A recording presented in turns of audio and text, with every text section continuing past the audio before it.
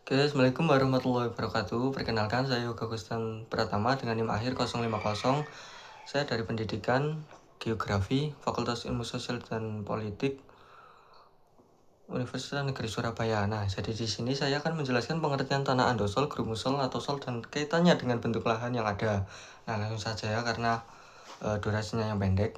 Untuk yang pertama yaitu tanah andosol. Tanah ini terbentuk dari pelapukan abu vulkanik. Warnanya hitam atau coklat gelap, teksturnya gembur dan kaya bahan organik sehingga sangat subur. Tanah ini banyak ditemukan di daerah pegunungan vulkanik seperti di Jawa, Sumatera, dan Bali. Karena sifatnya yang mampu menyerap air dengan baik, andosol sangat cocok untuk perkebunan teh, kopi, sayuran, dan tanaman hortikultura. Dengan kata lain, bentuk lahan pegunungan vulkanik menjadi habitat utama tanah andosol. Nah, untuk selanjutnya yaitu tanah grumusol. Berasal dari batuan kapur dan tufa vulkanik. Tanahnya kelabu hingga hitam, teksturnya liat, mudah pecah dan kering, dan lengket ketika basah. Kesuburannya tergolong sedang hingga tinggi. Tanah grumusol biasanya terdapat di dataran rendah dan iklim kering.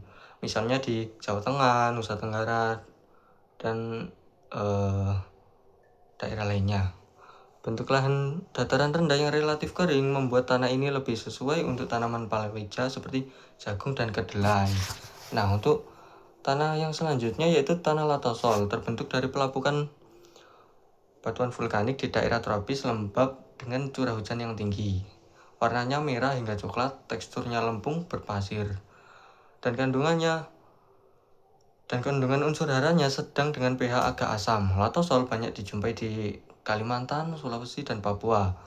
Bentuk lahan tropis lembab yang luas menjadikan tanah ini cocok untuk perkebunan karet, kelapa sawit, dan kopi. Nah, dari ketiga jenis tanah tersebut terlihat jelas bahwa bentuk lahan sangat menentukan karakteristik tanah dan jenis tanaman yang dapat tumbuh di atasnya. Pegunungan vulkanik menghasilkan tanah subur seperti andosol, sedangkan di dataran rendah dan kering menghasilkan tanah grumusol yang liat. Dan di sisi lain, daerah tropis lembab dengan curah hujan tinggi menghasilkan tanah latosol yang mendukung perkebunan yang besar. Nah, sekian penjelasan dari saya. Saya akhiri. Wassalamualaikum warahmatullahi wabarakatuh.